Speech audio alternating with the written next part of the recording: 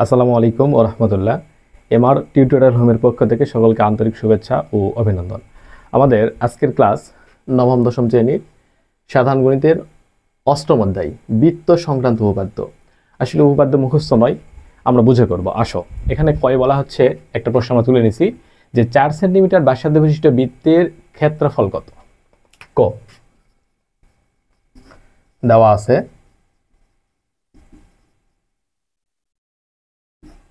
ব্যাসার্ধ আর equal 4 centimetre. তো আমরা জানি বৃত্তের ক্ষেত্রফল সমান সমান সমান পাই আর স্কয়ার।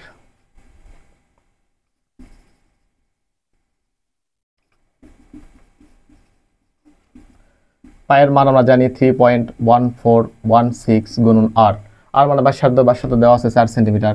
তাহলে আমরা 4 গুণন 3.1416, আচ্ছা 12.56 এত সেন্টিমিটার স্কয়ার বা বর্গ সেন্টিমিটার। আসো আমরা এখন ক্ষয়ের সমাধান করব। ক্ষয় বলা হচ্ছে প্রমাণ করো যে ইডিজি যোগ ইএফজি ইকুয়াল 180। অর্থাৎ প্রশ্ন একটু দেখি, ইডিজি অর্থাৎ এই কোণ এবং ইএফজি এই কোণ, অর্থাৎ বৃত্তস্থ চতুর্ভুজের পরস্পর দুই কোণের যোগফল 180 ডিগ্রি বা 2 সমকোণ, এটা আমাদেরকে প্রমাণ করতে হবে। আচ্ছা, আমরা এর জন্য ক্ষয় আগে চিত্র আঁকায় নেব।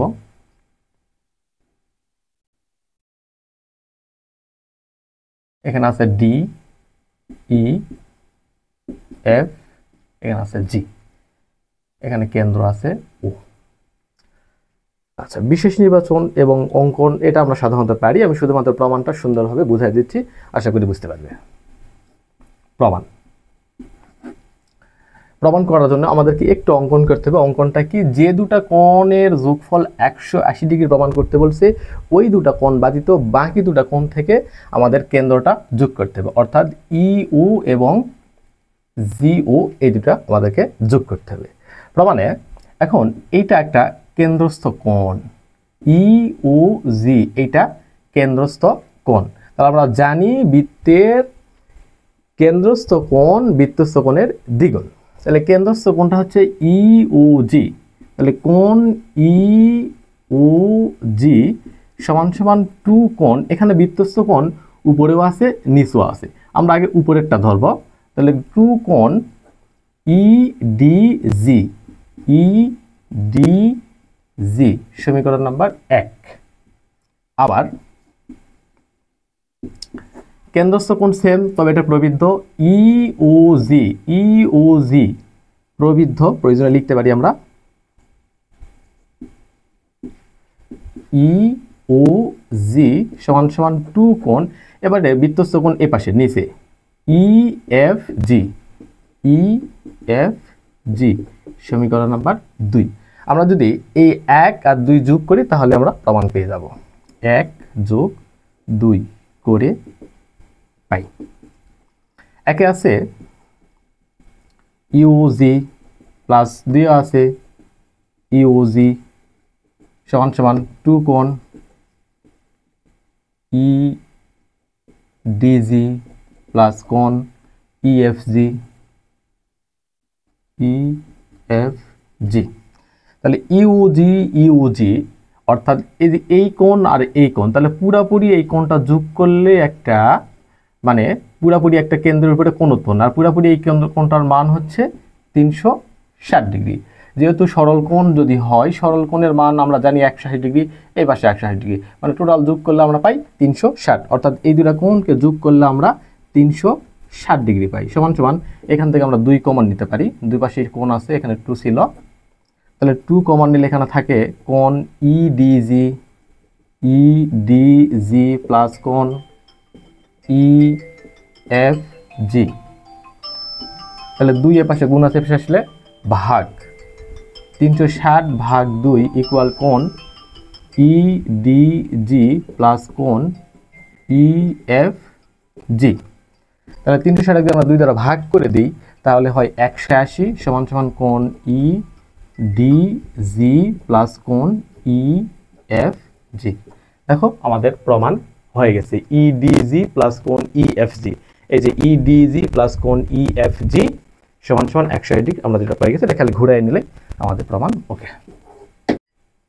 আচ্ছা আমরা এখন গয়ের সমাধান করি।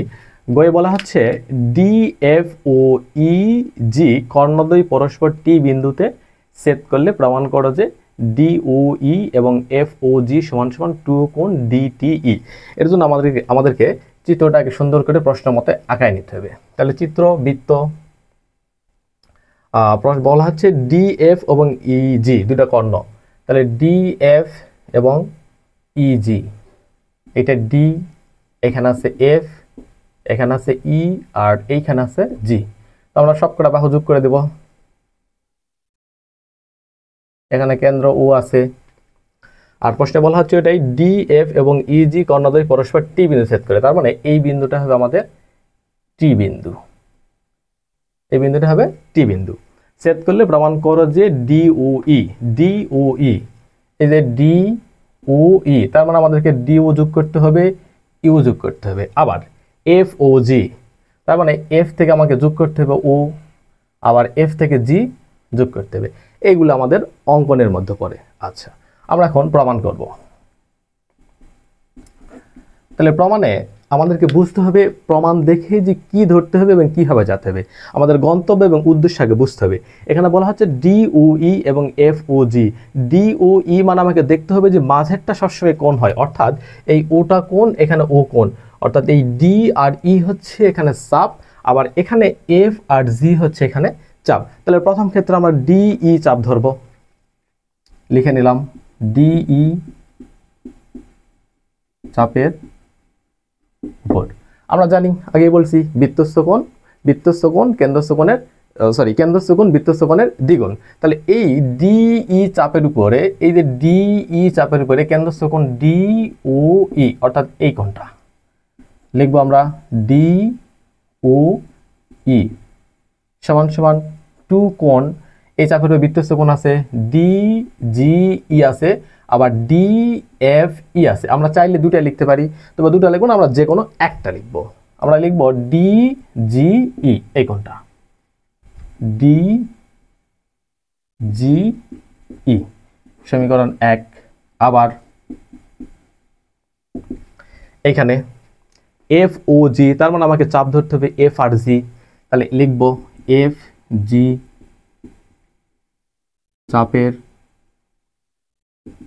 উপর, এফ জি চাপের উপরে এফ ও জি, এই যে কেন্দ্রস্থ কোণ এফ ও জি, এফ ও জি সমান সমান 2 কোণ, এই চাপের উপরে বৃত্তস্থ কোণ আছে এফ ডি জি আছে, আবার এফ ই জি আছে। আমরা চাইলে এখানে ইচ্ছা মতো নিতে পারবো না, আমাদেরকে আগে যে বাহুতে নিছি আমরা এখন সেই বাহুতে নিতে হবে, অর্থাৎ নিতে হবে আমাদেরকে এফ ডি জি, এই কোণটা 2 কোণ এফ ডি জি সমীকরণ 2। আবার একই কথাই 1 আর 2 যদি আমরা যোগ করি তাহলে আমাদের জন্য প্রমাণ এসে যাবে। একে আছে ডিওই কোণ ডিওই প্লাস 2 আছে এফওজি সমান সমান একের পাশে আছে 2 কোণ ডিজিই প্লাস 2 কোণ এফডিজি।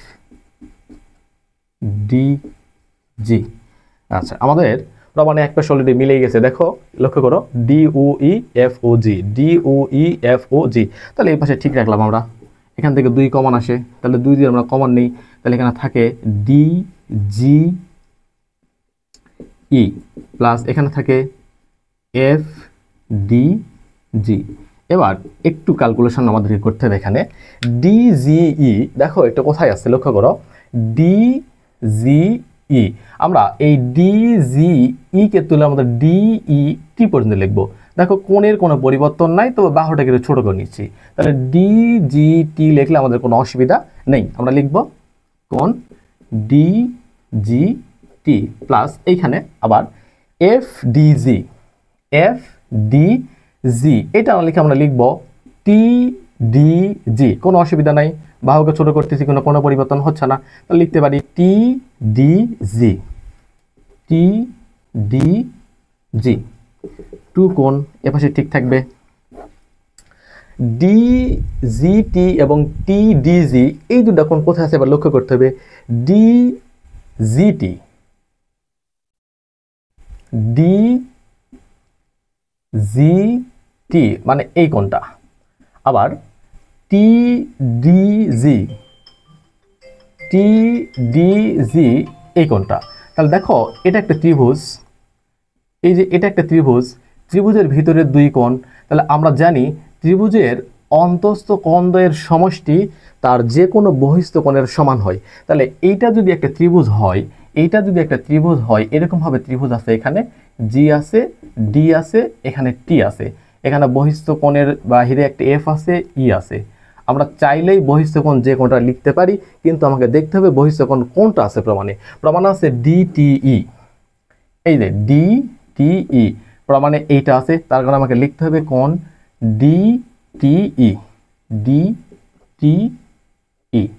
যদি আমাদের প্রমাণে জি টি এফ থাকতো, এখানে টু কোণ ডি জি টি এফ থাকলো, যদি থাকতো সেটা প্রমাণে আমাদের হতো। এইটা বাদে যদি প্রমাণে থাকতো 180 ডিগ্রি, তাহলে আমরা সেটাও প্রমাণ করতে পারবো। যদি প্রশ্নে বলে ডিএফ এবং ইজি কর্ণদ্বয় পরস্পর লম্বভাবে, যদি এখানে লম্ব কথাটা থাকে তাহলে এখানে 90 ডিগ্রি কোণ থাকবে, তাহলে এখানে 90 ডিগ্রি কোণ মানে এখানেও 90 ডিগ্রি কোণ, তাহলে এই কোণটা হবে তখন 2 × 90, তার মানে 180 হবে। তাহলে সেইটা আমরা প্রমাণ করতে পারবো এখান থেকে। আশা করি বুঝতে পারছো। আচ্ছা, এই প্রশ্নের আলোকে যে ধরনের প্রশ্নগুলো হয় আমরা এখন সেই প্রশ্নগুলো একটু দেওয়ার চেষ্টা করবো, তোমরা একটু দেখে নাও।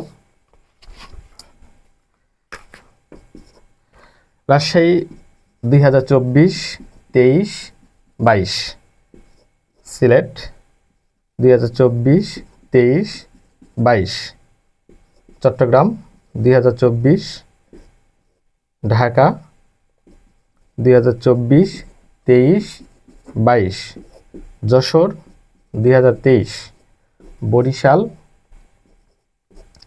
2023-22, ময়মনসিংহ 2023-22। ধন্যবাদ সকলকে।